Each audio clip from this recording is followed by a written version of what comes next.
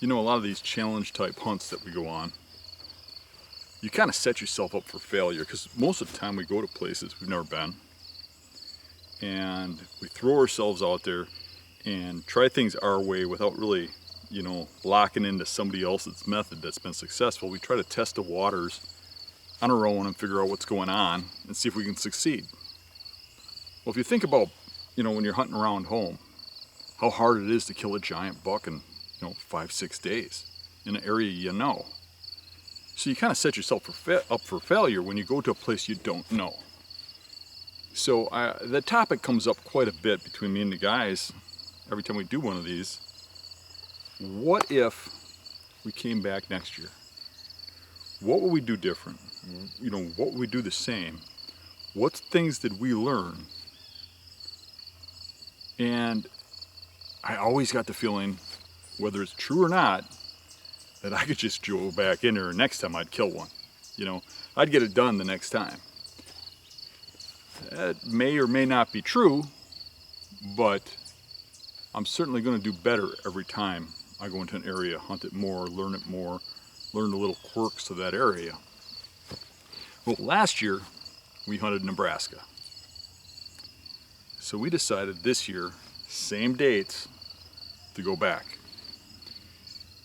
Me personally, I had a few spots I really liked.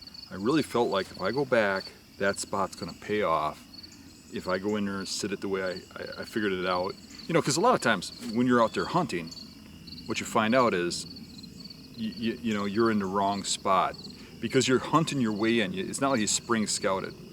So you figure out, oh man, if I would have just been over there. And what happens is you never come back. But now we're coming back and we're gonna be just over there. So I was looking at one spot, me and Eric both, that we went in together, went after a big buck that Jacob had spotted last time we were out there. We were eyeing this area up. Jacob was tagged out and he went out there and glassed it for us and saw a giant buck.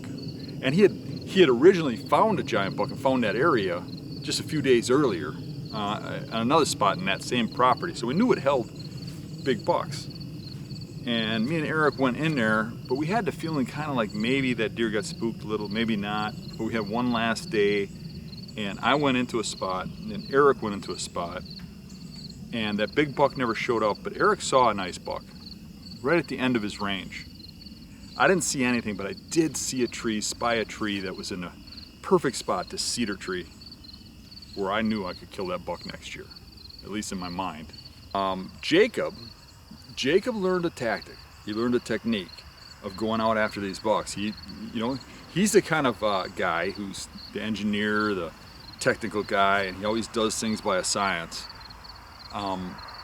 And he will talk to everybody. He'll go collaborate with people, and he'll figure out what's working for everybody, and then he'll go in and do that. And that's what he did. And he went in and did a lot of running around on properties, learning them real quick, did a lot of glassing, and ultimately ended up, he would glass them and go after them, and he ended up getting a nice buck. Last season, he was the only one that got a buck. So I feel like he's gonna do the same.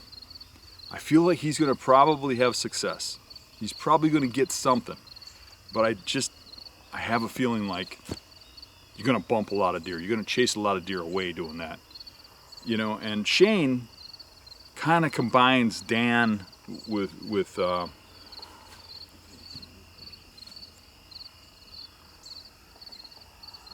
and Shane kind of combines Dan with Jacob.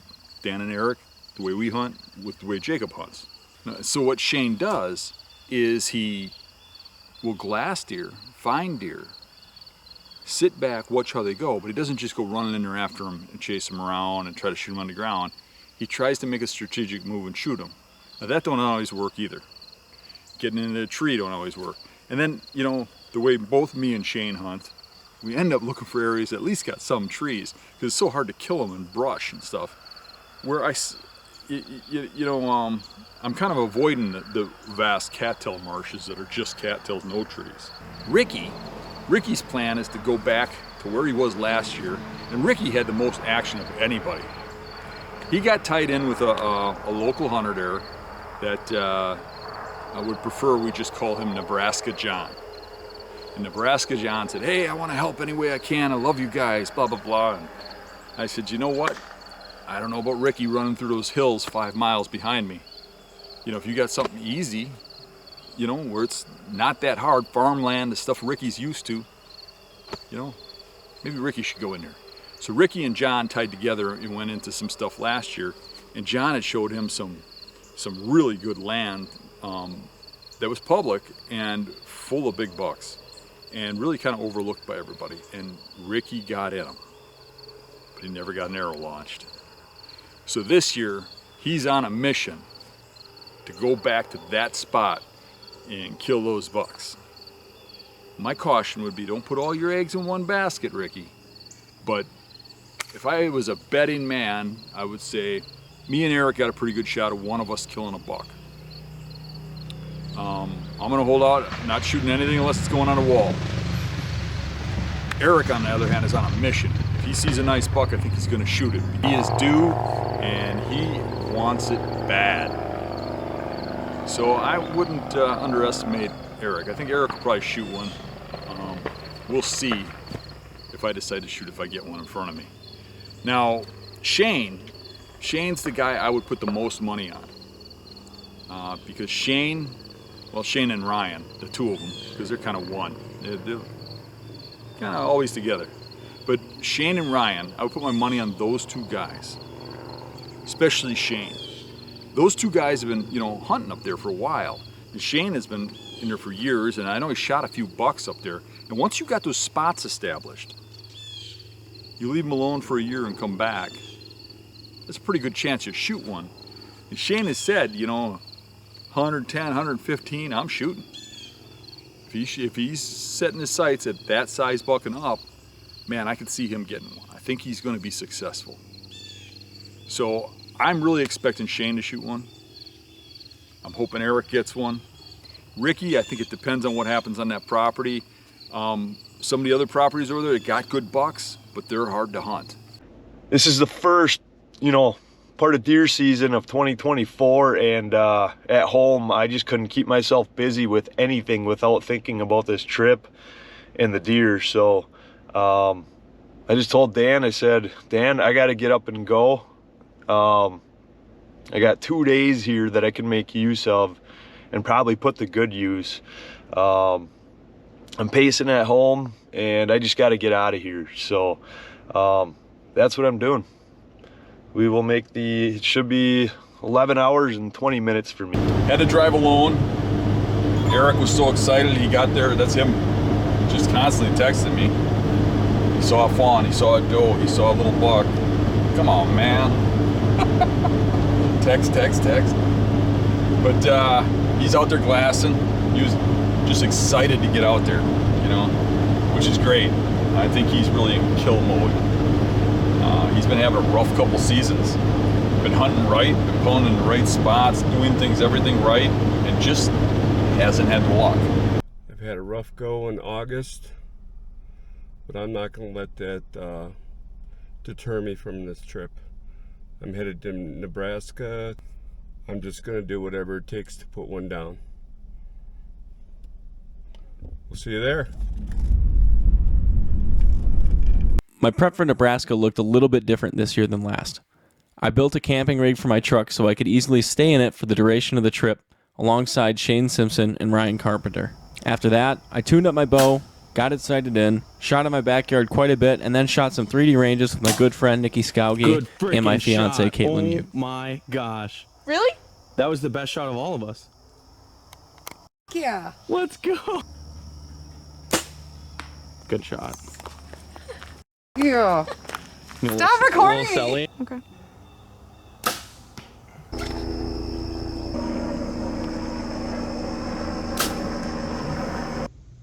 Work let out around 3:30, and I drove 12 hours through the night to get to my campsite. It's Nebraska time. I'm like 3 hours down the road right now, and I stopped to catch up with some friends. And my good buddy, he's an engineer, and as you can tell, he pointed out this very subtle issue with my rig right now. and that is the entire board is cracking lengthwise. But Nick, what is like the diagnosis? Like, what is the solution to this? Then you gotta send it. That's a good point. I think just sending it is our only option here. Well, looks like I made it to the campground. You been scouting at all? Glassing? Yeah, did you see anything? Yes. So 11 deer last night. No bucks, unfortunately. That's nothing. You see nothing. Any shooters? No. Not unless you're shooting does. Right. Okay. That's the truth. So tonight we're gonna get in them. Yes. I got a good plan for tonight. It lays out really nice. So we got tomorrow yet, and then it doesn't start till Sunday, right? Mm-hmm. Okay. Got a day here to locate. Yep, so we got tonight, tomorrow morning, tomorrow evening. Ricky is in the house. Howdy. Probably almost as long as Got your 1988 van out there? No. Where is it? Shit, I don't even know what year that loader is. It's got to be at least a 21 or 22, It's pretty new. Holy cow, you park it right next to my Cadillac? What, that 1988 truck? Well, day before opening day, 2024 deer season, Ryan Carpenter. Hey, Ryan. Hey. And then Jacob. How do you say your last name? Sklinner. I keep saying Skleiner. Sklinner. Leonard Sklinner. Leonard Sklinner. We're actually going to go out and do some glassing this evening. Jacob's been cyber scouting some of these spots, and somehow he talked us into walking way back in here in 95-degree heat. Yeah, at least. Barely any It's a wind. good thing that there's a 20-mile-an-hour wind. There's no wind. Just for you guys at home, just so y'all know the truth. Anyway, we've got, I don't know, a mile to Ryan's spot, and then I got the easy way. yeah, and then 2 miles to me and Jacob's. Yeah. Strategy here is, Yeah, go ahead and tell us the strategy. well, the strategy is we're gonna hit 3 different areas, and one of them, or we're gonna be looking at areas mostly where we're specifically trying to see them come out of bedding. We're not quite sure where they're gonna end up, but we know that if they're in this bedding, that they don't really have another option nearby. So the likelihood that they replicate it on a day we can hunt is very high. And then yours, you're actually going to be able to look at bedding, but you're going to be pretty dang close to where we know they're going to end up, which is these The hay food fields. source. The food source. Basically, there's no crop fields out here, but there are some hay fields that have been baled up by the rancher. I shouldn't say farmer, they're ranchers. They ranch cows. And yeah, I guess that's the food source.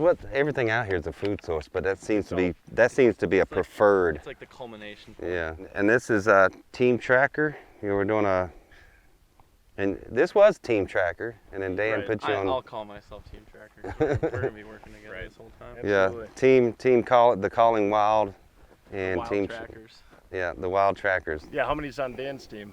He's got 3 on his team. See? So Now it's fair. yeah, so He he just do 3, 2, 1. Yeah. I think he was like way overestimating my skill if he thinks I could solo operate that's his team. what I've been thinking, that he thought you were so capable that you didn't need any team. Which you are. Yeah, right. I agree. I don't think that's the case, but But I mean, we'll see what happens this year. I Yeah. think I'd rather that, like, I want everyone to kill one because it's really just like us versus the deer. But I think like this group, I would really like to be a part of. Like, we see stuff scouting. We're doing the work to walk all the way out here. It's nice to have 3 on a team, so if we kill one, we have 2 others to help get it out of the woods. Right, back well, that's here, always too, the so- benefit. Yeah. But I think it'll be really cool to all take part in the work and then all take part in the kill too. Yeah. I'd be just as thrilled with any of us killing Yeah, one. it's not getting any cooler standing right here. Can we start walking? Let's do it. Start moving, create All our right. own wind. And for you guys not privy to what's going on, Dan Infalt and his crew are out here, and he wanted to do like a bow hunting challenge, or the what is it called? Battle of the Bows. And so Dan came up with the 3 teams. It's him and Eric and Ricky, and me and Ryan on Team Tracker. Dan's team is Team Hunting Beast, and then Jacob was Team the Calling Wild. But I thought he was going to be on our team, but Dan thought that would be too good of an advantage for us. So my videos will be on my channel, and then Dan's also going to put some of my hunts and Jacob's hunts and Ryan's hunt, mixed it with their hunts and put it on their channel. So We got some trees right here that is a large patch of those cottonwoods, and then another one kind of tucked around the corner. So what we're going to do is we're going to work up this point and then see what the best vantage points are. 2.5 miles wasn't that bad. Yeah. I guess it's a lot better when you're walking with someone. You Right. can talk and pass the time. Yeah. All right, I need some shade. Let's go find a vantage point in the shade. If we stay bent over, it's not really to hide us, but the deer at such a long distance, they're gonna think we're another deer or cow or something. You know, instead of standing upright. That's where we think the deer are, at the base of those trees. And if we turn back, if we can see level with the top of that hill, then we're silhouetted. Yeah. But because that line is going straight through us and we have cover behind us, we're not silhouetted. Not that this hill needs to be taller than us, it's that this backdrop over here just needs to cover us. It needs to be higher than us at the angle the deer are looking at us. Because they won't make us out on this face. They won't make us out with this as a background, but they'll make us out with the sky as a background. You got an extra shirt with you or something? I do. You want to grab it out of the top compartment? Oh yeah, there you go. Look at us being being innovative. Look at us being smart. We got up here on this little high spot. So far, we like what we see. We haven't even really started looking for deer.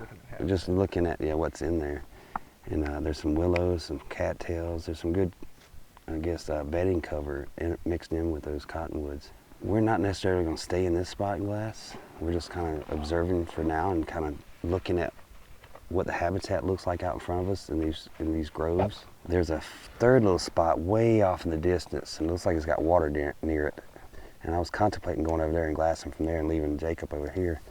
But I just glassed it with my binoculars from this high vantage point, and it doesn't look very appealing. So we're going to ignore it for now and just focus on these cottonwood groves in front of us. So let me ask you this. Mm-hmm. Suppose we see a buck come out here, shoot a buck, when you're going to target. And I don't care where it goes, like it goes to the hayfield, it goes out there. Now that you know he's out here, tomorrow morning or tomorrow afternoon, when are you going to come back here and hunt, and what is your approach? What's your strategy? So I'd probably come back tomorrow morning, and I want to get, it depends on where he comes from. Mm-hmm. Because if I can get to a spot that is cutting him off to where he's going to end up, and I think it's very high odds, then I will do that. But if he looked like this hayfield's gigantic, so he can come from any point in that hayfield at the end of the night, right? So like, what I would probably end up doing in this case is sit on the backside, but right about where we saw him appear from. Mm-hmm. And as long as my wind's good, let him work back in there and then put a stalk on him. Because Okay. So you wouldn't because my thought is if they're returning from this private, for instance, in the morning, mm-hmm. they're going to hit that tree line and they're going to walk it, the edge or just inside. Mm-hmm. Why not be in a tree towards the front of it and have him come right by you? I mean, if he decides to bet on like the point up there or something like that, then I have to get down from a tree to kill him, and I'm already in sight of I him got then. you. Yeah, that makes sense. So now you're going to be in an elevated position. Mm-hmm. You can see much more, Mm-hmm. and then you're still mobile. And let's say we saw him, right, and the second we saw that buck come out, we're like, all right, that's a 115, 120, like that's a shooter, right? So we back out of here because we don't want him coming to this field. Just for and seeing us. clarification, folks, our shooters are 115 or higher. Yeah. Not Well, 150. I might shoot even smaller than that even, and he might go to a completely different area. Like in this scenario, we're pretty confident he's going to come to this patch of cover again. But what if he wants to bed on one of those lone trees, right? Yeah. Now I'm really screwed. Or bed there at least temporarily in the morning for the first 2 hours, and then the sun gets hotter, and then he decides to Right. move to thicker cover where it's cooler. Right. It's like if I see him stand up in the middle of that, right, and I can see the exact tree he was in, and I go and set up in the tree to shoot to that point and to shoot on his way in there, and I can't see out of it because I'm at level with the leaves. Well, that and brings stuff. up another point. What if he beds just out of bow range, but too close to where you can't get down out of a tree, period? Now you're stuck there all day. That's very true, yeah. Yeah. Well, the other thing, too, is like... And in this heat, that ain't going to be fun. Yeah, right. Well, sometimes you might, even with a stalk, there's situations where you could get stuck all day too. Like, Yeah. you know, I guess you're at more freedom if you set up like we are right now, where we can slip over this hill and then make a big move, and he Yeah, can't but the see odds us of the whole getting time. stuck when you're on the ground, if you crawl to a position and it's not going to work, you can always slowly crawl back out and circle around. Well, I think the good thing too is, like, say that he's in a position where you're like, I can't get close enough right now to kill him, like during the day. Well, you saw where he went last night. You saw how he came in this morning. You can cut him off at your best odds. You know, he could go the other direction, but now we have 2 different data points confirming that he's gone a similar route. Well, we just saw our first deer. It's actually a doe and a fawn. 7:06. So it was about 5 minutes ago. So roughly 7 o'clock. And that's what I told Jacob. I said, we just need to go out there and take a nap till 7, because that's when they're going to start moving. Anyway, I got a little footage of the doe and a fawn out in front of us. And so that's a good sign that deer are using this area, and hopefully we see some bucks soon. We just got a report from Ryan. He's seen a buck, a doe, and a coyote. So I don't know what size buck, but we'll find out when we talk to him later. Me being the smart person I am, I decided to turn around and glass this clump of trees off in the distance behind us, and sure enough, there's a buck standing there. I love that intro. Me being the smart person. Me being the humble, good-looking person. The quick thinking guy I am. If there's one buck there might be in a bash group, might be some other ones right there. Are you able to see it through the grass?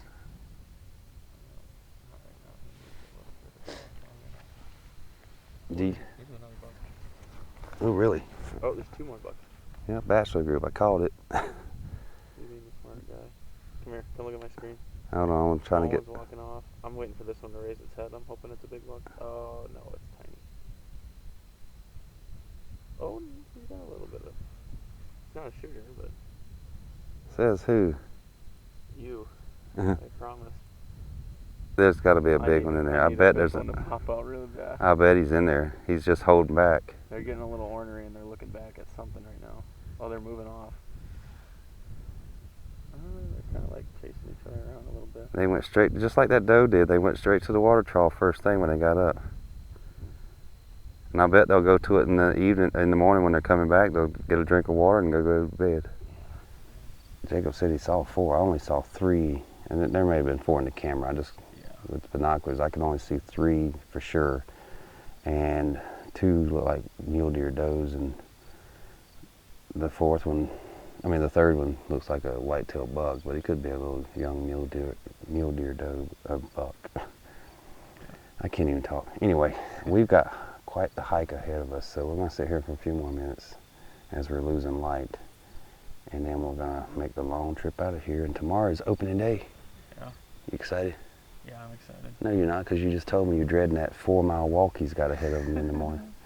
I don't. I'll be real excited when I shoot one at the end of it. I got a 2-mile trip ahead of me in the morning. Yeah, that's a good walk. It's not walking and kayaking 2 miles. Oh yeah. That's a good paddle. Good. So we both got long trips ahead of us in the morning, and hopefully we get one down, and I hope it's me, and so I don't have to walk 4 miles to help you get one out. Shane's taking your x-ray here. You know, you'd be able to look into that light with shade. Yeah.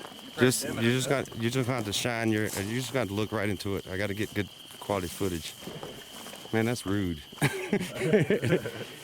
So what did you see? Look right into my eyes and tell me. So I saw 2 bucks, both small, then 3 does. I guess it's 2 does and a fawn, but they didn't even come out till, I want to say about 7. They're maybe 7 to 7:20, and then it just shut off. Yeah, that's what we started seeing ours at 7. I was able to pan like 180 degrees, and I could see felt like miles, and yeah, nothing was really popping out. So. All right, folks, we're gonna get out of here. We'll see y'all tomorrow morning. Hey, you got any inside information on where all the bucks are? You. Where's that? Got any information where all the bucks are? Yeah. It's just like all the other hunters we run into out here. Tight-lipped, not telling us anything. I think he's waiting for you. This to guy? ask him a question. Oh yeah.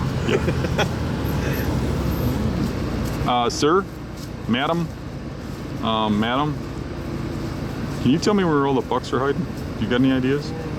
Oh, just turn your back on me. Really? Come on, man. There he is. See him? He just cleared by the yellow flowers. So we were, I was standing here. I actually took a leak off the side of this cliff along the river. We were saying there's a draw there that looks like a bedding draw. And I called Eric over. I was going to tell him that little stick down there looks like a part of an antler. I don't think it is. It kind of looks like it. Like a part of a giant antler. But I'm standing here peeing, and right here, when I said something to Eric, where that willow brush is, a buck exploded out of there, ran through the river, ran up there. You know, the little buck, 1.5 years old, but he was bedded literally 5 steps from me. You know, straight down, but. Yeah, look at his crossing right across the river on the bottom right there. Yeah. But if you look at this, look at how hard it would be to get down there. That is the perfect spot. Nobody ever goes there. And it kind of shows you how these bucks will bed right under your nose in the spot. You know, you can have human access right next to it, as long as human access never goes right there. So I'd be willing to bet it's a pretty heavy bed right there. I'm not climbing down there, though. It's a pretty steep drop. That's why it's there. It's so hard to get down there. But it's right there. Good evening. That little spot across the water there is where I hunted last year and shot a buck. We got one more day ahead of us to scout and glass, and then it's opening day, opening of 2024 deer season. I'm looking forward to it. I got here yesterday afternoon and glassed and saw a couple bucks and some does, and this morning I got out here and glassed different areas, but I saw a couple more bucks this morning and some does. And this afternoon I decided to come out here and see if I see any bucks and does come out of this area I hunted last year and see if there's anything bedding in there. And then tomorrow I'll glass again, but I'm probably gonna walk into a few spots and check them out, places I haven't been yet, and see what they look like. It's gonna be fun. I'm looking forward to it. But I'm gonna get quiet and get back to glass, and it's time for the deer to start moving. I have no service whatsoever. My phone says SOS. I'm not even sure exactly what that means besides save our ship. But I'm gonna take a compass reading shortly so that I know how to get back to the truck. That's a pretty good track right there. Now, I have an idea of where it could be coming from. About 8 o'clock. And I have a whitetail spotted. I believe it's a whitetail. It's quite a ways away. Notice these little, I don't know that they're prickly pears. Somebody definitely knows the answer. I don't know what they are. But you can see that, you know, everything is kind of browsed off of it. All the tops are chewed off. And then all this low leaf woody browse too. Everything is just chewed right off of the tops. No, I don't see a lot of really fresh browse right there. But you know, it helps give me an idea when I see that stuff near where I think deer should be. You know, that's gonna be a good thing. So I'm gonna keep that in mind. Out here is what I'm actually glassing. There are a bunch of like willow trees here and here, and then out in front of that there's some cattails and stuff out there along the lake. So that's what I'm trying to glass. I only have binoculars. I probably should have pulled the trigger and just got a spotting scope, but I don't really see a tree beyond that side hill that you could even set up in. So it may be a ground game. There is some like brush kind of tucked away in the sand hills that I can maybe tuck myself into. And this grass out here is pretty easy to shoot over. All right, I think I'm on to something. I just witnessed like 4 different deer come out of a little thicket. After about 40 minutes of sleep, I got up and got ready to scout for the season upcoming.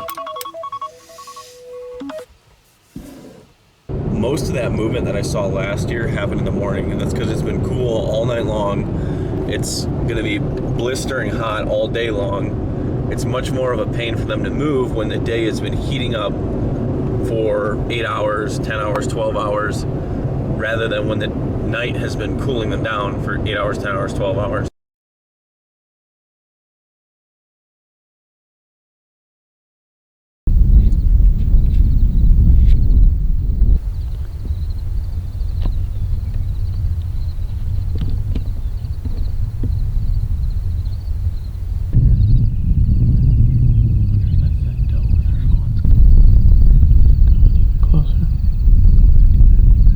You got to do this as a team out here. Yeah. No person gonna do it by himself. I'm gonna kill one and you're gonna be like, yep, Team Wild Calling got one. Good luck. Good luck getting it out. Alright. I got deer to kill myself. Team TWC shot it. Team TWC recovered. This wind is just bouncing the camera.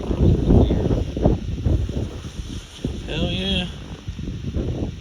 What time is it? Game time. I can't check my phone right now. You're recording. Did you listen? I just saw him move.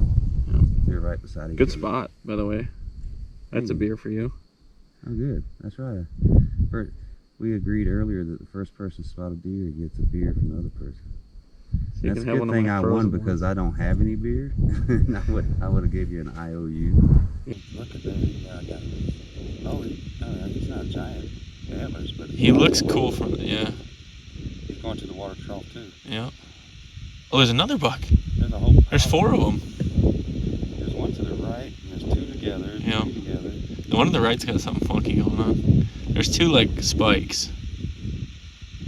Oops. I bet there's a big one. I bet there's a whole bachelor group, and there's a bigger one in there. I should say big one, but might be a wall bigger. I bet there's some. Dude, this lines up just like that other spot we were debating. Remember the over the ridge? Yeah. There's a whole pile of deer. I'm getting really good footage too. They're all dicks though. There's gotta be. I need a 5th one to pop out really bad. I bet he's in there. He's just holding back. They're getting a little ornery and they're looking back at something right now. Oh, they're moving off. They're kind of like chasing each other around a little bit. The whole area is just solid tracks. I mean, that's a big track for around here and heavy, rounded tips, and they're everywhere. I mean, this whole area is pond with, and this is the access. People come down right here. I mean, this bed here is watching the human axis. So I think if it's like this by the human axis, when we get down in there, it's really going to be good. Mm-hmm. I like this. I like it a lot. Yeah, take a look at how pounded this trail is. Just on a the trail side over there. down here. Oh yeah, I see that. When you get over there, Look there's how cut in that is. there's a trail over there that's just cut around that edge. That's just insane. The whole area is like that. Granted, it's sand, it's soft soil, but Well, it just rained. Dude, all these tracks just got put here in the last couple of days. yeah, no, I'm just saying the trails are beat in because it is soft ground, but Yeah. they are using it now clearly. Yes. Yeah, this one, not too bad. 2 or 3-year-old. There's definitely some deer living on these hills. Oh, absolutely. This is so thick in here that they ain't killing these deer This too type easy. of cover, I mean, these deer can be bedded on these little fingers in shade. We got white oaks, dropping some acorns. You got the browse down on the bottom. You have the crops up on the top. It's got everything they need I think to hold something big. you look at how these deer are flowing these draws. Like this draw has all these trails and beds up on the top, and they all come through here. Now, instead of coming through the draw like we just did, if we come up along the bottom and we find similar draws, I bet you we're going to have a repetitive pattern here. And at the base of the draw is probably a really good spot to hunt. I would agree. There's only so many places these deer can go out here. And what I can see from where I'm at, I got a lot of thick cover, and I can easily see more deer pouring out of there. There's a lot of trees, there's a lot of brush, just a lot of good stuff to hold deer. I mean, a whitetail isn't gonna sit, right on top of a sand hill like this. They're gonna sit out along this brush and in these trees. So I'm gonna get back on glasses and make sure I don't miss anything here. I decided to make the purchase on the spotting scope and a tripod. So there it is. Vortex. It's the only way to go. I'm at a destination where Dan and I plan on hunting at some point this week, depending on if the wind is right. I am clear across a lake with wind to my face from where those deer are that we had spotted last year. and I'm just getting my my spotting scope set up, and I'm just going through it and seeing how it all works. I'm a first-time spotting scope user, so just kind of giving myself a little tutorial here. But I went and purchased the Mountain Pass tripod, and then the Vortex Diamondback 20 by 60 by 85. So I'm thinking that should give me a pretty clear view. I think I'm done messing around with the spotting scope. I think I pretty well have the hang of it. Obviously it's pretty simple, but I gotta say I'm pretty impressed with this Vortex Diamondback. Super crystal clear imagery of long distance out. I don't even know what it is. I don't know, 1,200 yards or something. All right, so it's a day before opener, and it's kind of the last opportunity to do some glassing. Basically, it's just an endpoint of this continuation of sandhills that just turns into a flat. And honestly, I can see for miles. But what it is a mix of wetland area, but also a lot of hayfields. And we found that even though deer, I mean, they have plenty of food sources around, they still seem to navigate towards those hayfields as a destination point. And what I'm hoping to get out of this is, for one, to see a bunch of deer get out and move, but to get kind of an inventory of what's out there. But really key on where they're coming out of, where's their bedding, what are they using for bedding in this area. So it's basically a mixture of little tree islands of cottonwoods, some cattails with some willows, so definitely some typical bedding that you usually would see, but would like to see where they're specifically coming out of, and hopefully being able to get eyes on something decent and be able to pursue that tomorrow. I had a couple pet dogs at home, and one of them actually got away, just ran away from home, and we've been looking and looking and looking, and I'm cruising down this road alongside of a lake, and sad to say, I think I found him.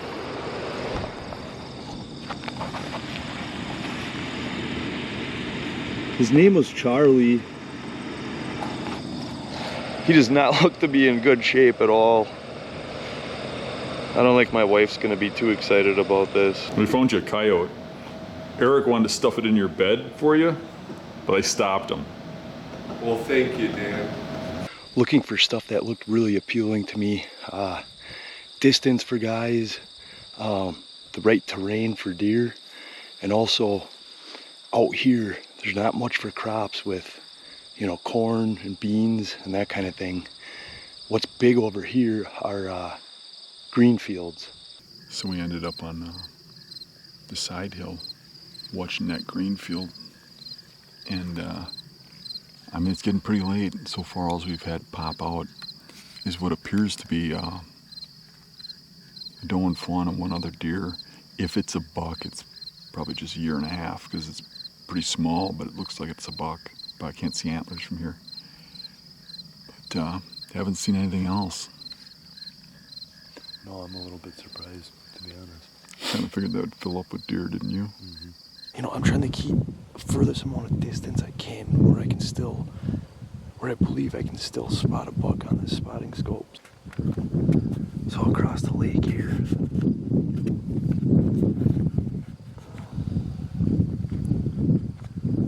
There's all kinds of willow brush on the edge of the lake. I don't know how much you can make it out right along the edge of the lake here. I'm having a hard time even seeing what I'm doing because the sun is glaring into my screen. There's this tree straight out here that I'm kind of paying attention to. And if we pan right, and all those willow trees out here, or cottonwoods or whatever they are, I should probably figure out what they are. And there's all that willow brush all the way across here. And those willow trees actually continue on in between two lakes. And they run out for quite a ways, so I kind of see that being like a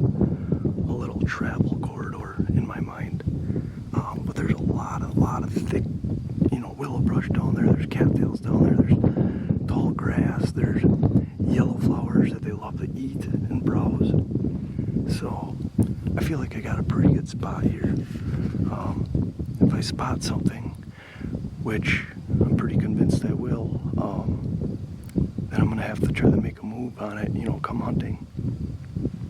And I'll plan for that later. First, I just want to get eyes on something. Check out these little gnats.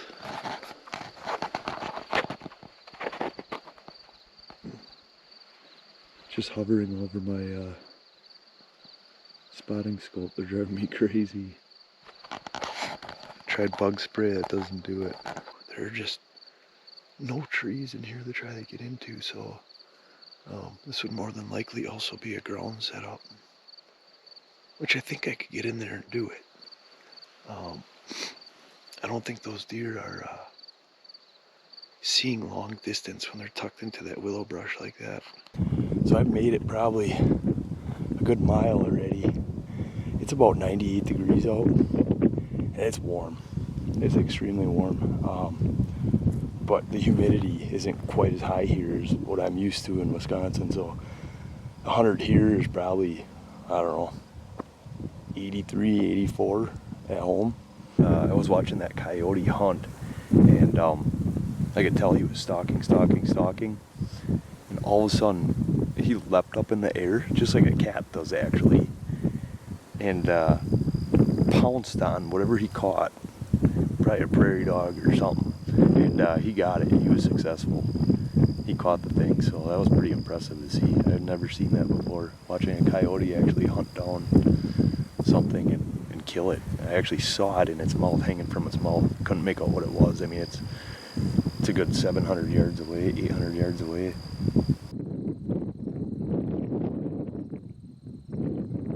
he comes right past me, doesn't notice me, I'm gonna stab him.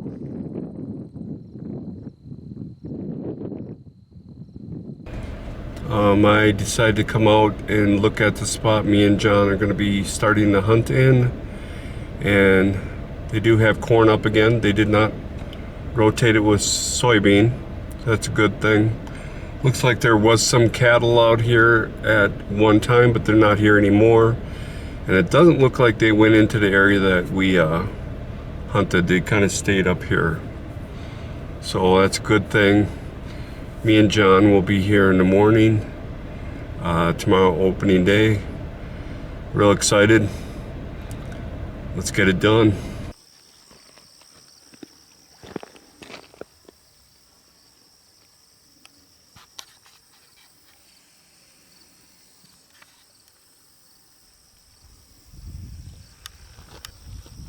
I think it looks pretty good over there. So I see that second block of timber. Yeah, that's actually in the cattails. And if you notice, there's a wet spot in between. I don't think anybody's walking through that. And I think there, if people are accessing correctly, they might have a shot at them. But I guarantee you, nobody will access that correctly. Yeah. You'd have to go around and through the sand hills to get over to these trees. Is that what am I thinking correctly? Yeah. Yep. Yeah. You would have to come all the way around. You know, not get skylit. So you got to stay behind. I mean, it's probably a good 2.5, 3 mile walk by the time you get in there. Yeah, I really, personally, I don't think anybody's hunting in this stuff.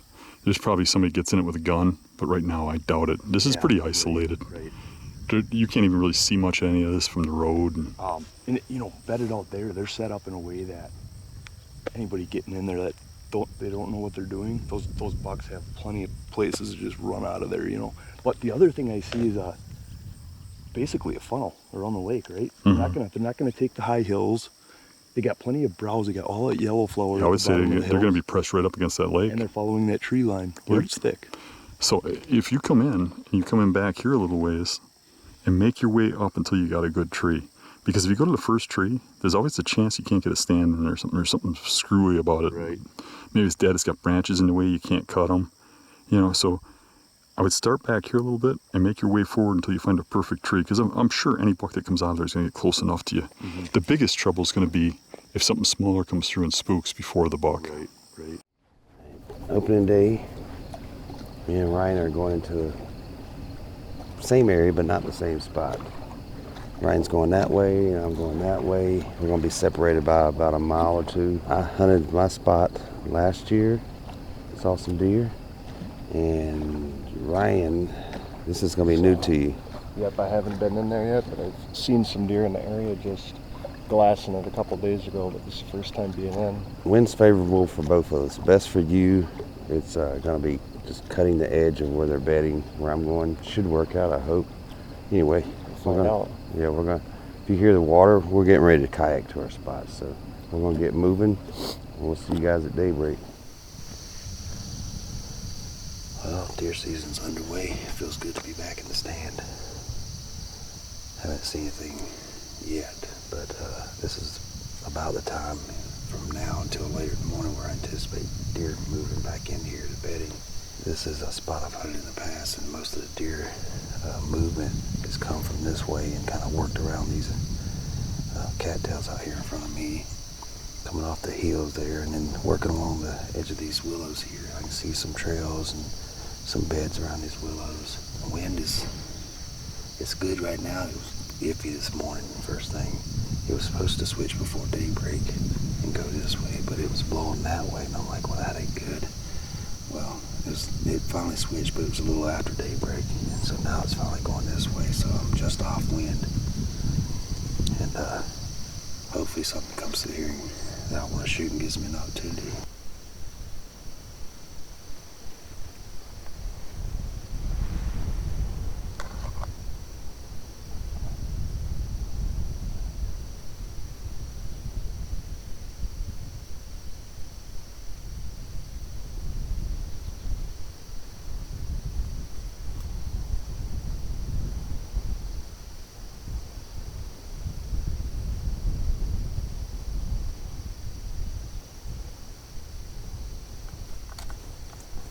Small buck come in right here. Obviously I wasn't going to shoot him. It was like a little 4-pointer or 3-pointer. I went to get my camcorder and my release hit it, and he heard it and he got nervous. He trotted off. It's right here at 7 or 8 yards. Could be some other deer around, so I'm going to keep quiet.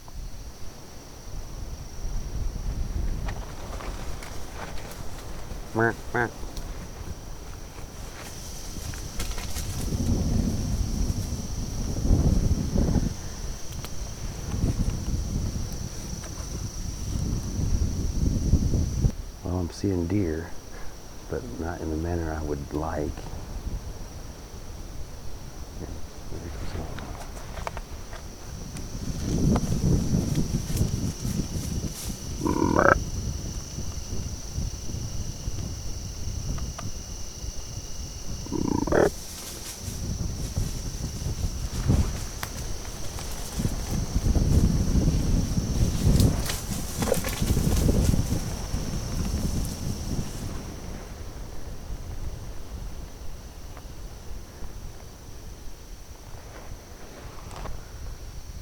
Got a small game hunter down that way. I heard him shoot his gun a little bit ago, and I guess he's working down in this area where I'm hunting because he's bumping deer.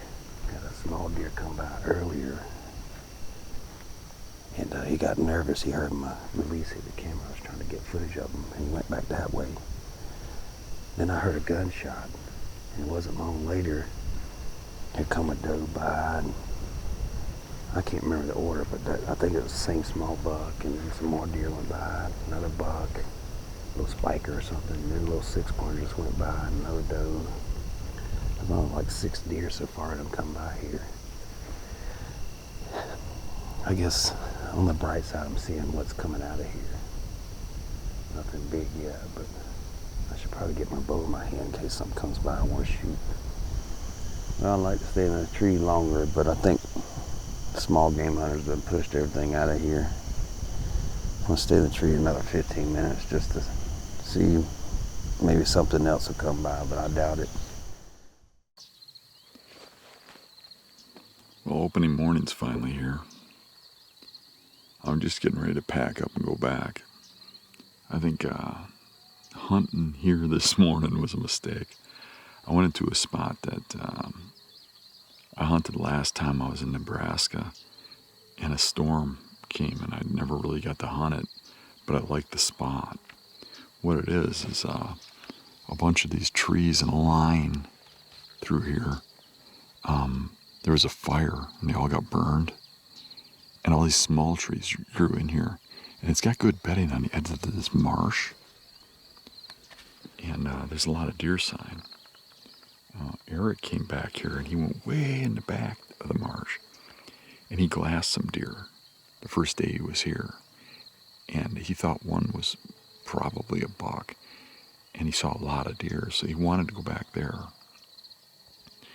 And I was kind of leaning to, I thought this was, more of a spot you'd like to get into in the evening. But he wanted to try it in the morning. And I decided to give it a shot. And coming in here, first off, we were running a little late. So it was gray light. But coming in here, as I'm coming in, the whole marsh starts snorting. Deer are on their feet. They're already alert. They're already watching around. And I get in here, and I'm setting up. I get about a stick up. And right here, I hear walking, and I freeze. And something gets right here. And then bolts back into there, crashing. And snorted once really heavy like a buck. And then ran off through the marsh.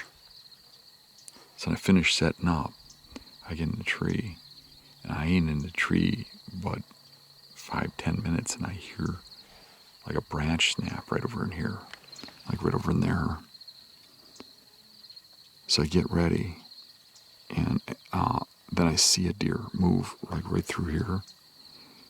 So I don't have time to turn the camera on. I'm just freezing because it's acting suspicious. I can see kind of stiff walking, and he gets over here, and I get a look at it, and it's a 2.5-year-old 8-pointer. And it got to about that tree, which is about 5 yards. And I just started moving for the camera.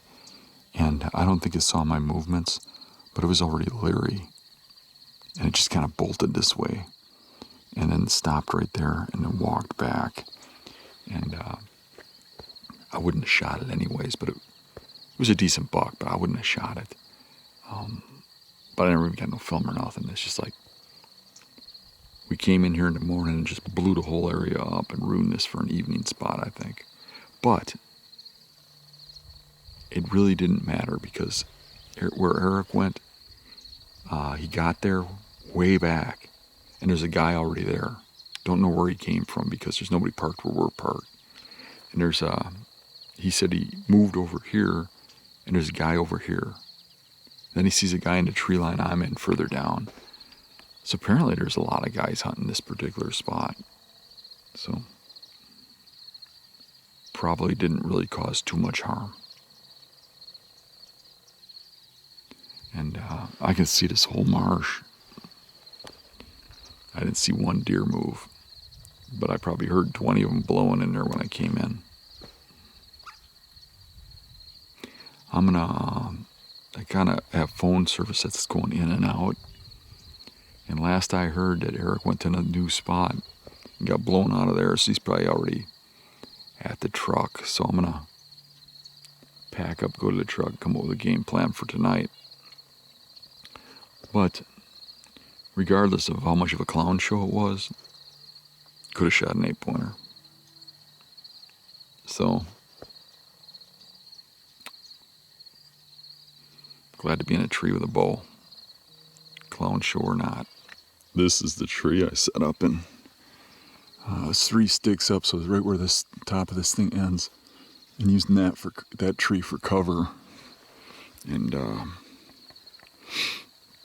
that buck came out of here, came right there, and then turned around and ran back in.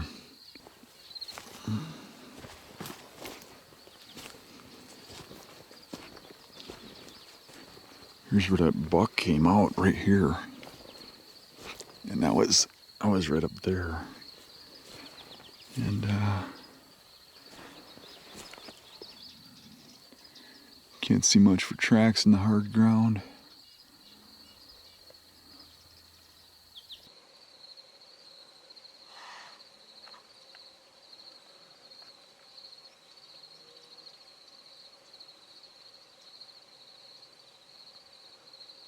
What a crazy morning I've had. I got a double blowing at me right now. But crazy not in the sense that I saw a buck or anything, but I went out to 2 different spots this morning. First spot, I was intending to get to a certain area where I had glassed the first night, like 5 or 6 deer. And getting out there, I saw up in the tree, in some willow trees, I saw a light flashing at me. And I thought, well, he's not hunting where I want to get to, but I gotta go right past him. And I thought, rather than blowing his hunt and maybe getting into a confrontation, because I clearly saw his light, you know, and scenting everything up, I just turned around and I got out of there. And then so that was about a mile out. And then I barreled across some sand hills into another tree line. And I got in there and I was feeling really good about the spot. It looked really good. And all of a sudden I hear, hey. So 2 spots that I tried to get to this morning were completely blown out. This is opening morning, you know, opening day, so it's kind of disheartening. But I've kept fighting. I wasn't going to let it get me down, and I just kept pushing, and it is getting a bit late in the morning. If I had a vehicle here, I would run to a different property quick, or would have. But I ran here with Dan, and I couldn't get a hold of him. So I ended up trekking around over here. I did cut a giant track up on top of the hill here, back a ways this way. So that's kind of what led me down here, and I started seeing, you know, trees that I could actually get set up in. And I started getting pretty excited. And then I spotted these 3 does ahead of me, but I didn't see them until I was probably 70 yards away, so I tried to sneak in behind this tree.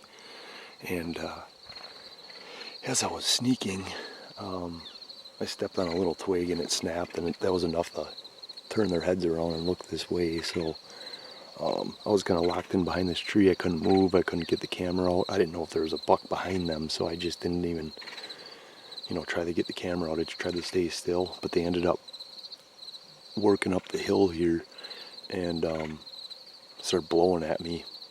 Those 3 does were straight up this way in this timber. I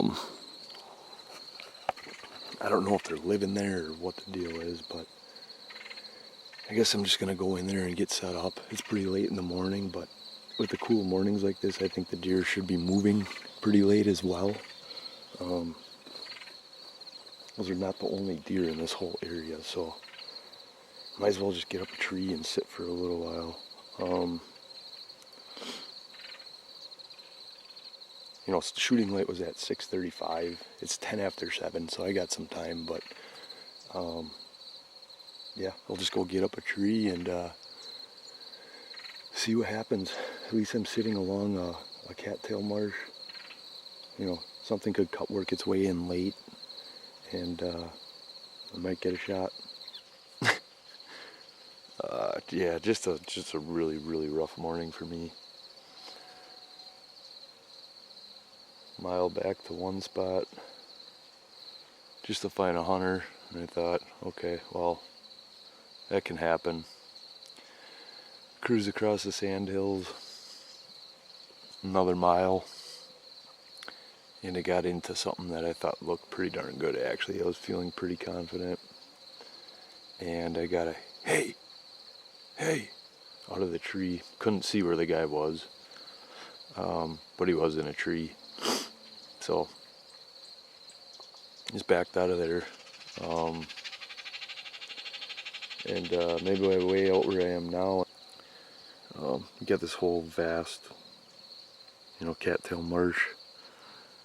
And I know there's deer in it, but they're not likely to come to me anymore this morning.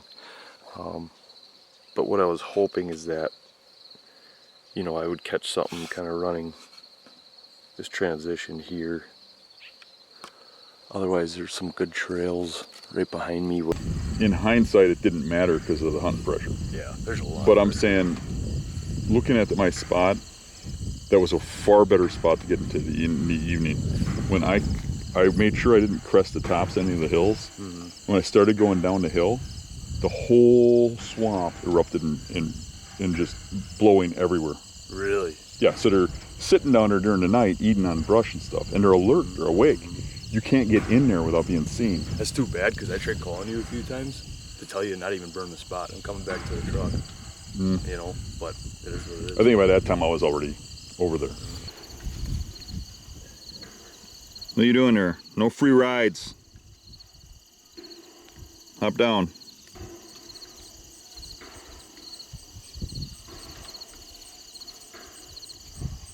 Don't grab him. He'll freaking bite hard. Really? Oh yeah.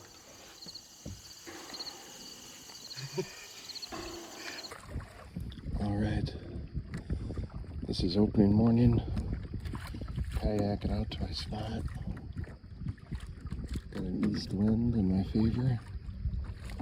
So, there you go. Wish me luck. All right, I just kayaked in to my spot. First time being here. Hard to see here, but got my kayak set up. Just pulled into these reeds here, and now I gotta try to find some stable, dry land and get my boots put on and see if I can find a tree. Just got it set up about 20 minutes ago. It's legal light now. Wasn't quite sure what to expect based on going in blind in the mapping system, but there's definitely more dry ground here than I thought, so gonna be a little bit of an observation sit, but I definitely have bedding either side of me, it looks like, and I'm in, you know, a really good pinch point between two lakes, so well, we'll see what comes out.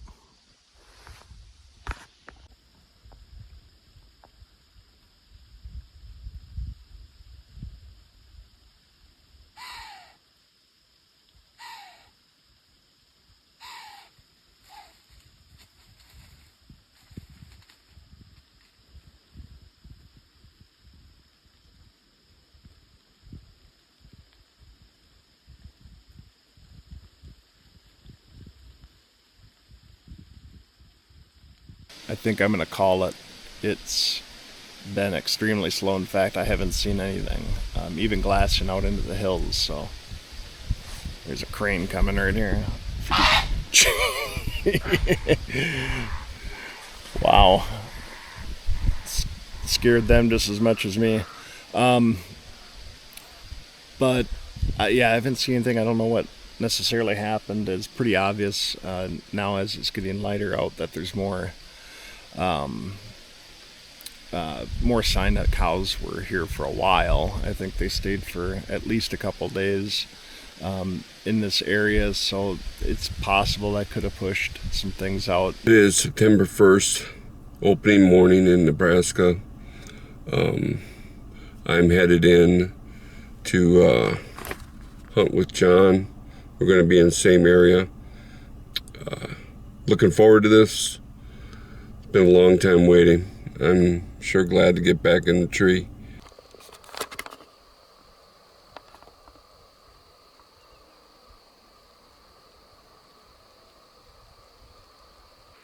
Just got my stand. As you just saw, I saw a doe off to the west. I haven't seen anything else, but I'm up in my tree.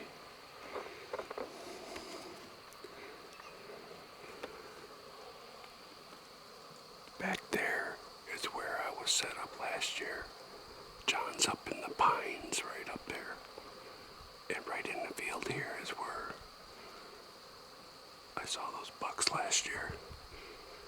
That fence is like still 40 yards away. Kinda just want to do a sit to see what they're doing in here again. If they're doing the same thing or something different. A lot of the foliage is really down.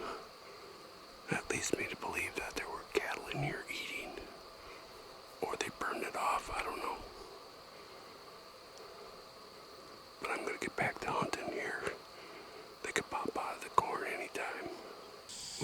It's almost 10 o'clock in the morning, opening day, and I haven't seen anything since that doe. I talked with John, and all he saw was a skunk and a raccoon.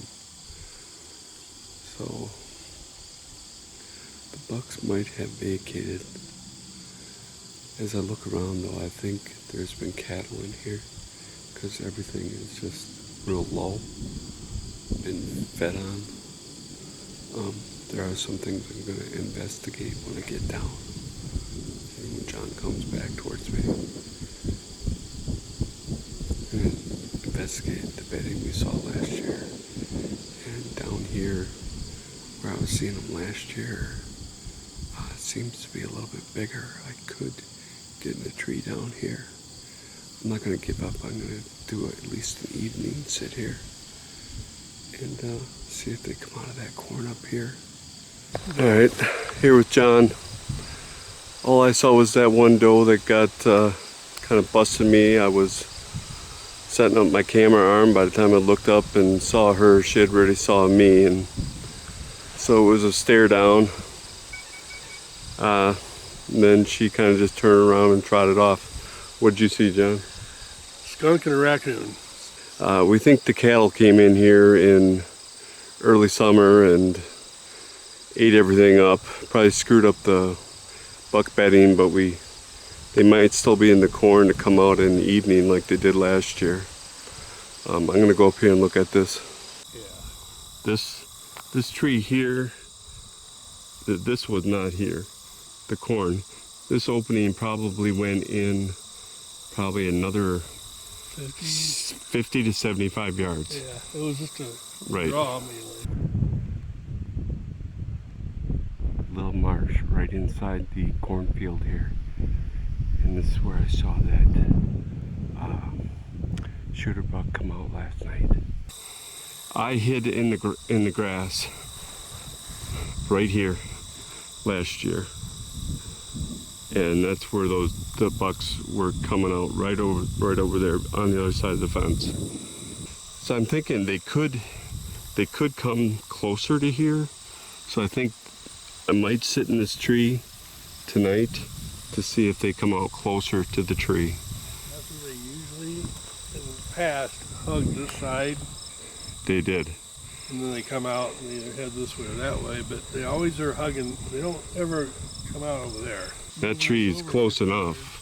That tree is close enough, especially if they hop the fence. There's a trail right here. Right here? I see. Oh yeah, there's one there. And it veers off right, they hop right on the side of that. This one's even more prominent right here. Yeah. Right here. Yeah. That's probably where they're popping through. And that tree is what, only 25, 30 yards. So that'd be a good spot to sit. What, you have plans? What are your? I'm gonna check out up here. I like where I was this morning, just for historical. Did you want to go up there and take a look at it? Get on the other side there and have a look real quick. I could show you where I was last year. Yeah. Let's go up there. These pines last year were not this clear. This got opened up quite a bit by the cattle. Right there, pretty good rub. Some historical rubs up that way too. Here's a branch pretty toppled over.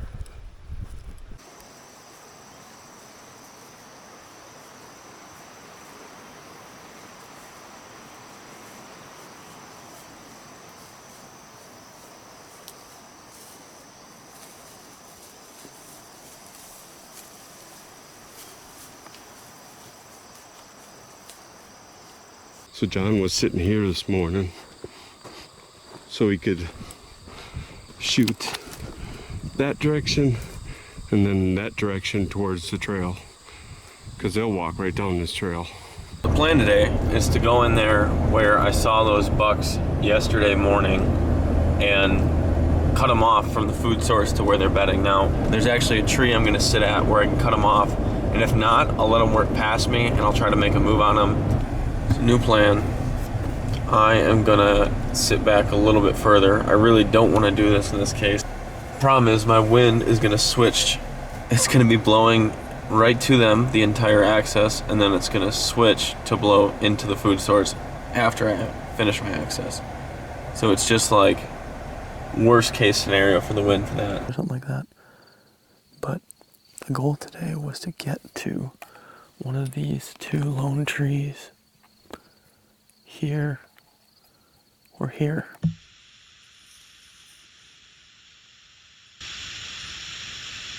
Oh, it's a buck.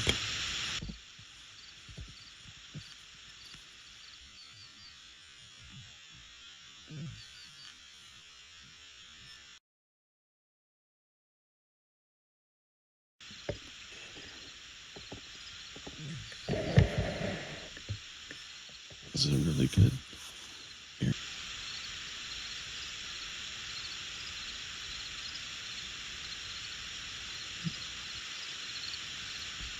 Oh, that should him. Look at that, shoot him. Let's go get him.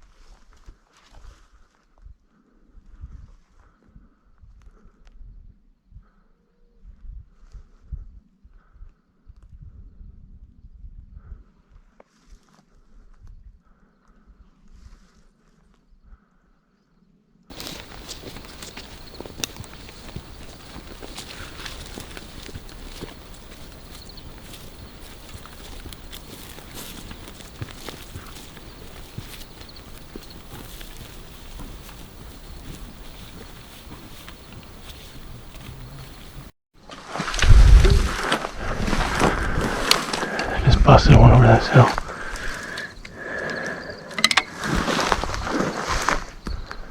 There you go.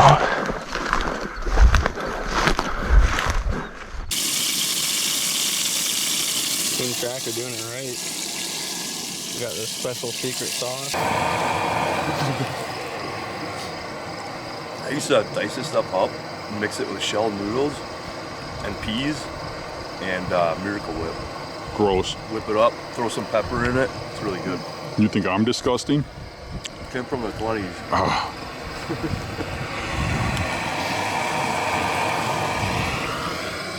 This is kind of disgusting, even cooked. They look like they're just flopping around like some fish in them. I'll be much happier when this is back straps.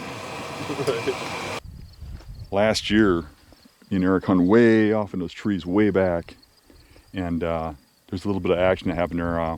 Jacob saw a real big buck in there, and we were looking at these patches of trees down here, knowing that the deer were traveling into this green field, but now they got cows in the green field.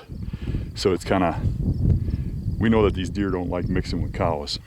And there are a lot of them. Yeah, there are a lot of them. A few out there. Yeah, there's a few hundred. So I think we're here and it's late. I think we're gonna hunt it anyways.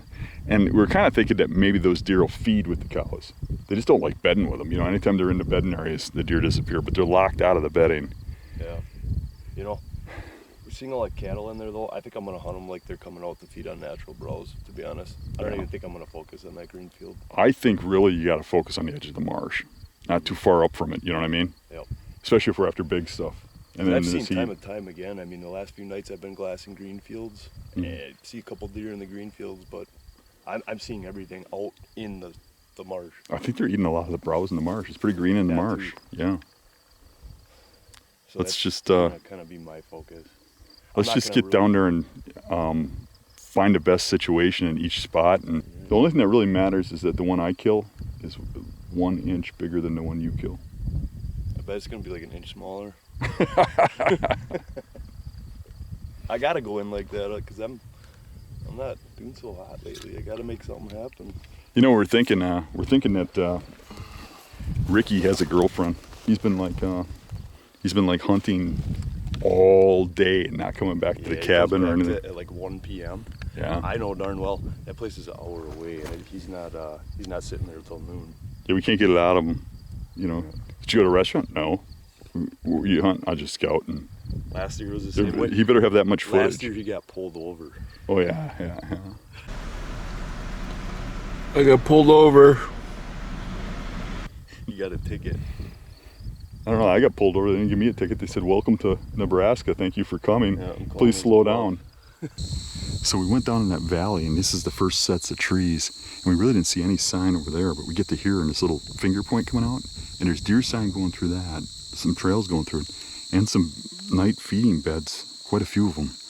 And it seems like there's deer coming out over here, but not over on this side. So we're just starting to hit the sign. And I was kind of looking at those trees over there. What do you think, Eric? I think that looks really nice. I think it looks like that could hold a lot of bedding in there. I think they're definitely coming through there. And historically, it shows on the map too. There's a lot of trails, coming through there. The trouble is getting in there and not spooking them. Right. And this wind has been a little shaky too. Yeah, it's kind of going in line with the brush. So if there's anything bedded over here, it's going to smell you. Yep. I mean, obviously we got to sacrifice something at some point, but two guys ain't going to cover everything. No, never.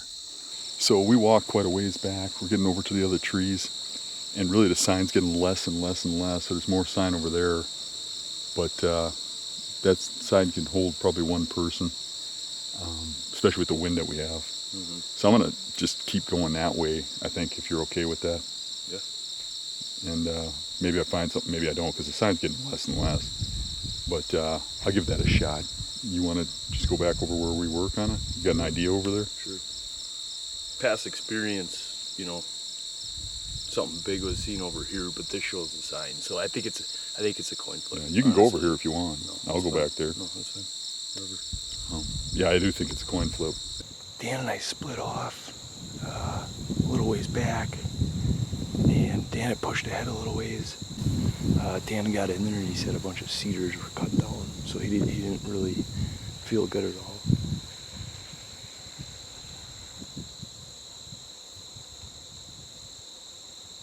He didn't feel good at all about sitting. A deer just crashed off, and I'm wondering if it was watching me film here, or caught a swirl in my wind or something, but straight out ahead of me. Shoot. I got a pretty strong wind right in my face. This is what I'm looking at here. There's this little dry piece of ground, and I think there's a bunch of bedding up in here. I think there's also bedding out in the cattails, but this is like a little dry piece of a finger that drops down into the cattails. And it's a nice wide opening here. I had a heck of a time getting into this tree. The base of this tree is like, it's like 5 feet away. 5 feet away from where I'm actually sitting, if that makes sense, where it's coming out of the ground. This tree is extremely leaned over. I could barely get my stand in here. It was extremely difficult. But I think I'm in a good spot. It's too bad that thing just chased off. I know it didn't win me. It may have seen a little movement or something. In coming out so early, I would have to think it's a doe. Maybe it didn't even see me move. Maybe it's just a couple deer just playing around in there. I have no idea. But I already got a little movement. It's I just got up in the tree. It took a long time to find a setup. These trees are just wonky. I mean, how do you get into something like that? That's really all I have to work with. But I'm really happy with what I ended up with. I wish that thing would have came out and I would have seen what it was. It almost sounded like a rat pushing through the brush, but I can't be certain. It was pretty loud. Back behind me, there's actually just a highway, just a network of trails going through some cattails underneath these cottonwood trees. And I found an entrance basically right where I am, and an entrance behind me. But I think that entrance behind me is feeding off of, you know, the cattails, but also these trees ahead of me, is the way I kind of read it. So, yeah, we'll give this a shot. Hopefully I at least see something. I navigated back quite a ways from the truck and from Eric and found where the DNR had come in right into the bedding areas within the last week or two and chainsawed down all the invasive cedars, and there's no deer sign over there whatsoever right now, nothing fresh. So I kind of went back over by Eric's area, and I'm getting here just about perfect timing because they're going to be moving in the next half an hour or so probably. But Eric's over there someplace. I don't know exactly where he set up. I sent him a text to let me know, but we saw that the deer were coming out of these yellow flowers, and he couldn't cover everything. We had talked about me sitting up in there or up in there, but I happen to think that they're just going to come through this stuff, like through this opening here, through there, or along this edge. I don't know where Eric got, but if any deer get around him or are over in this area, I'll have that covered. It's not the greatest spot in the world. I'm sitting on the ground because there wasn't a tree. I just found in this yellow field the only bush out here and put a little hole right here. And I'm sitting on the ground. The brush is head level, and I got the back cover of the bush. I won't be able to use the camera because I didn't know I was going to be like this. I don't have a tripod with me. So I won't get anything on film unless it's a non-shooter. But anywho. I've got a deer right behind me. I don't know how it's not winding me.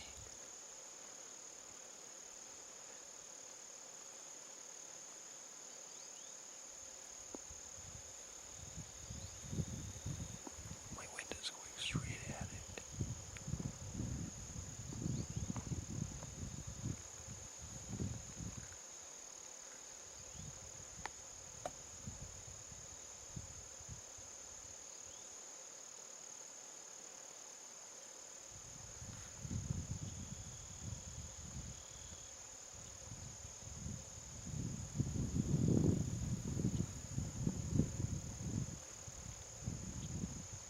I have no idea if it's a doe or a buck, but it's by itself.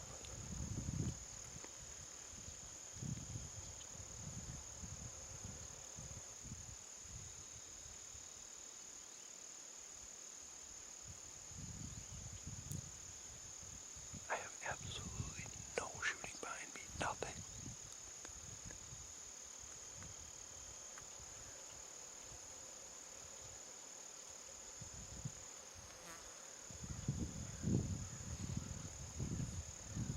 I'm 99% sure it was a deer. I could hear footsteps, just like a deer. But I don't hear anything moving at all right now.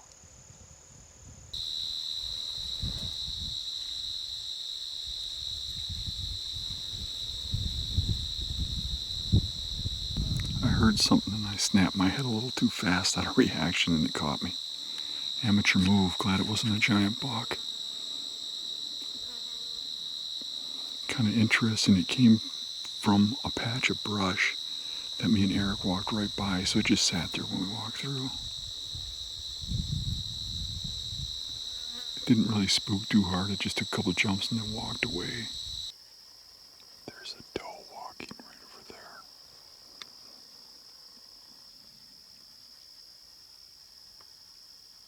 She's about 60 yards, 50 or 60 yards. Hearing lots of coyotes out in there howling and yipping. The doe came out, went over here to about 40 yards and bedded down right off the tip of that brush. She's laying in the flowers. She kept looking back at where the coyotes were yipping, and that's where she came from. And this evening, I didn't actually see a deer. You know, I had something crash off in front of me. Something walked behind me. And Dan actually said he just saw a doe come out and bed down close by him, but I think that's what came through behind me. But so not too much excitement to day one, but we got quite a few days to go. All right, it's opening day. Evening sit. I'm gonna keep it kind of short. I'm a little quiet because the wind kind of keeps slowing up here. But basically on the edge of a marsh, on a line of cottonwood trees that we're pretty sure they're bedded in these cattails, and there's little bits of willows. I already kicked up a small little 4-point just coming in actually, and it was actually upwind, so it heard me and kind of bounded off, and it was so small I couldn't see it then through the cattails as I was walking. But then once I got up, had another doe kind of go through, and it looked like she jumped bedding from one willow patch to the other. So there's a little bit of sound cover here with some of the wind, but as I said, it can kind of keep stopping and gets real quiet. So I think I'm just gonna consider that the intro and just focus on hunting right now.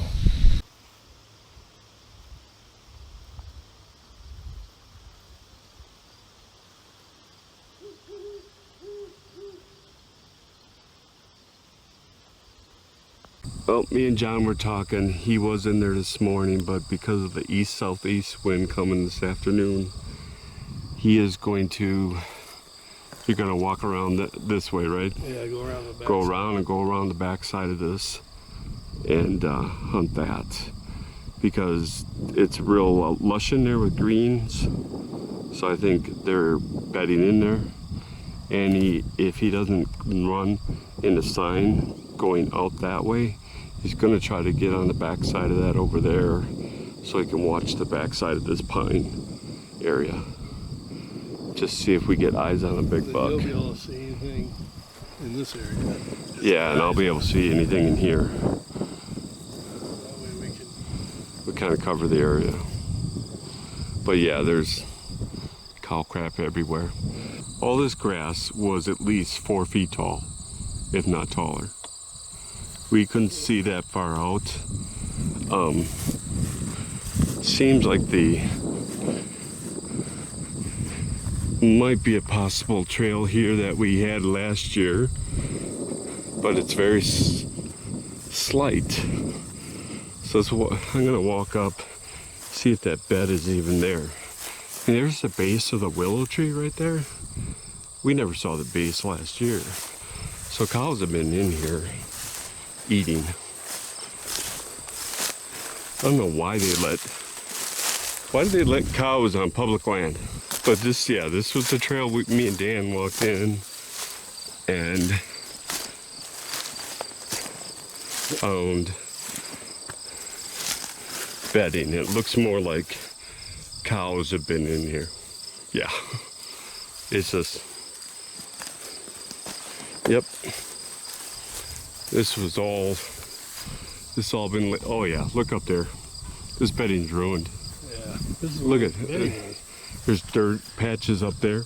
Yeah. Dirt patches here. They were in here. Good tree there. They were in the shade. Yeah, I was in this tree right here.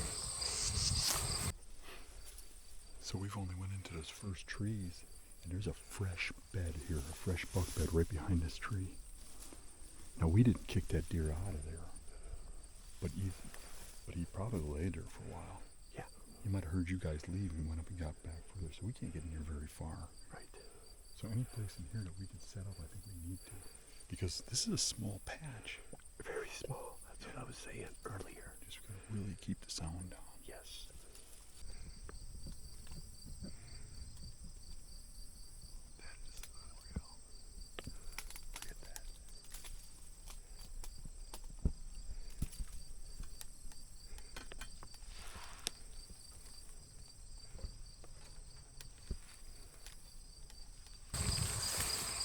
Yeah, they ruined the bedding.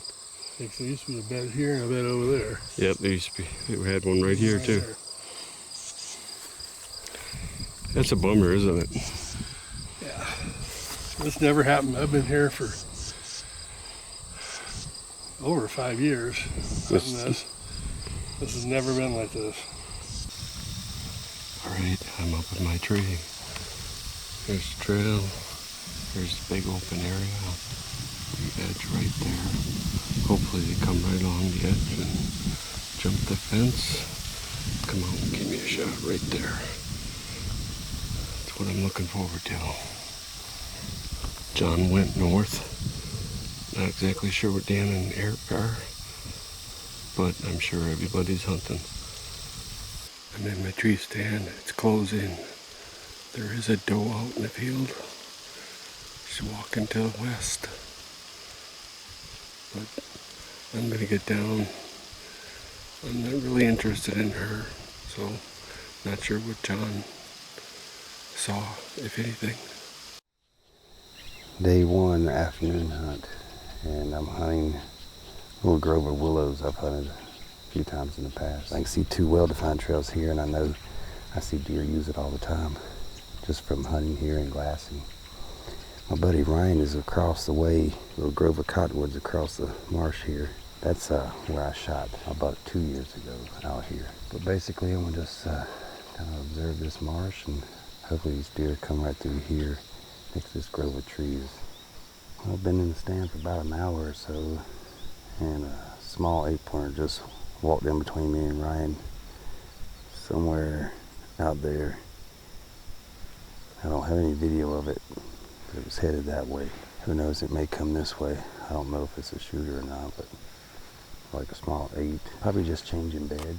Maybe there's another one with them somewhere. Maybe they'll work over this way.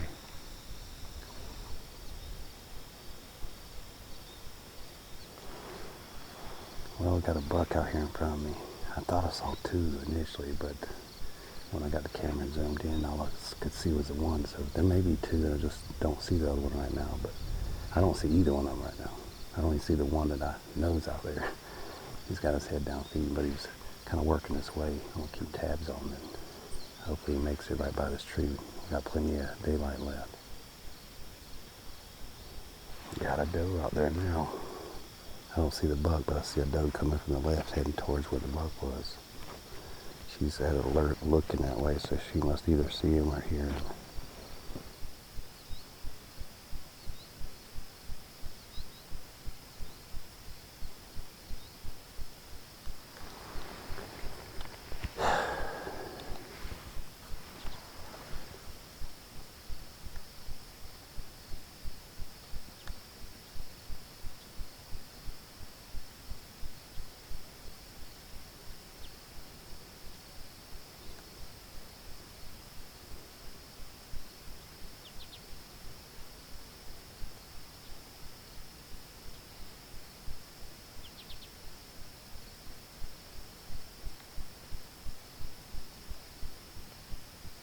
Oh man, look at these. These are big ones. Yeah, look at that one. Really nice buck.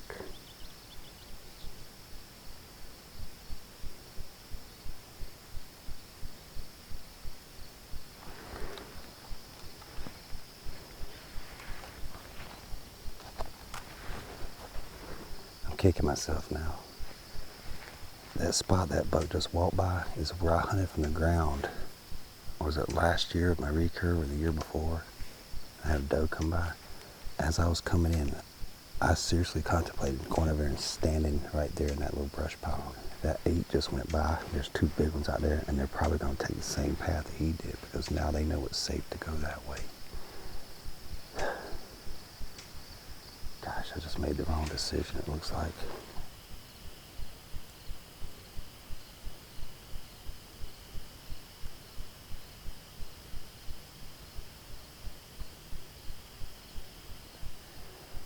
I don't know if it was multiple bucks, but I saw at least 1 buck and multiple deer, but they're headed back into that bedding where they came from. So I'm gonna start getting things out, packed up. I gotta come up with a strategy for tomorrow, and I guess you guys will find out what it is tomorrow morning when I figure out what I'm gonna do. So tonight I'm going to be going to a ridge that I'm going to be glassing from, but I plan on getting on a deer that is down below me. There's a lot of diverse willow cover. It looks like there's a lot of sunflower and then mixes into cattails and then butts up to a lake. So those deer I know are going to come and not swim across that lake, but they're going to come towards the dry land and work probably towards that field I glassed this morning. So what I'm going to do is I'm going to be set up on this ridge to, you know, get advantage of any of the bedding that's all along the side of this lake. So deer can come from any one point and I can really easily slip down and cut them off on their way. I just got to see them stand up and then see them take a couple steps so they establish a direction. And I'll just make an assumption where they're going to be and move out in front of them.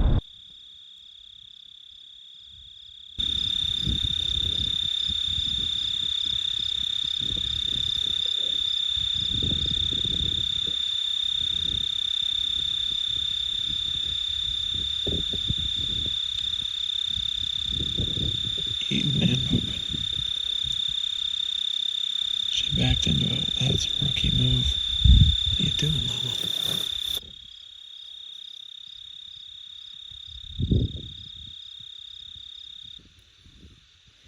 That was a long ways away.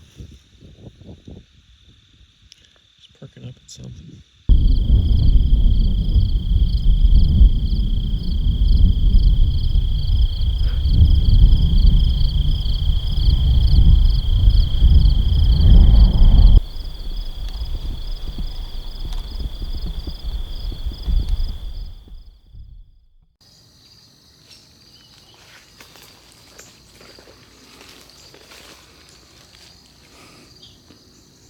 Evidence. A single red sleeve.